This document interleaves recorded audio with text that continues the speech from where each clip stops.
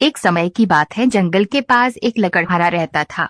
वो जंगल में लकड़ी इकट्ठा करता था और उन्हें पास के बाजार में बेचता था कुछ पैसों के लिए। एक दिन की बात है, वो एक पेड़ काट रहा था। तभी हुआ ये कि गलती से उसकी कुल्हाड़ी पास की एक नदी में गिर गई। नदी बहुत ज्यादा गहरी थी और वास्तव में तेजी से बह रही थी। उसने बहुत प्रयत्न किया अपनी कुल्हाड़ी को खोजने की, लेकिन उसे वो वहां नहीं मिली। अब उसे लगा कि उसने कुल्हाड़ी खो दी है। वहीं दुखी होकर वो नदी के किनारे बैठकर रोने लगा। उसके रोने की आवाज सुनकर नदी के भगवान उठे और उस लकड़हारे से पूछा कि क्या हुआ।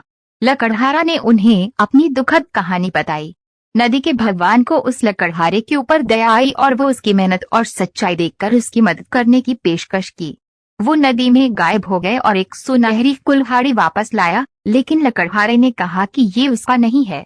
वो फिर से गायब हो गए और अब की बार उन्होंने चांदी की कुल्हाड़ी लेकर वापस आए, लेकिन इस बार भी लकड़हारे ने कहा कि ये कुल्हाड़ी उसका भी नहीं है।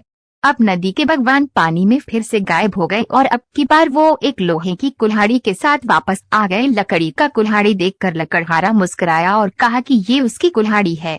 नदी के भगवान ने लकड़हारे की ईमानदारी से प्रभावित होकर उसे सोने और चांदी की दोनों कुल्हाड़ियों से भेंट किया। इस कहानी से हमें ये सीख मिलती है कि ईमानदारी सर्वोत्तम नीति है।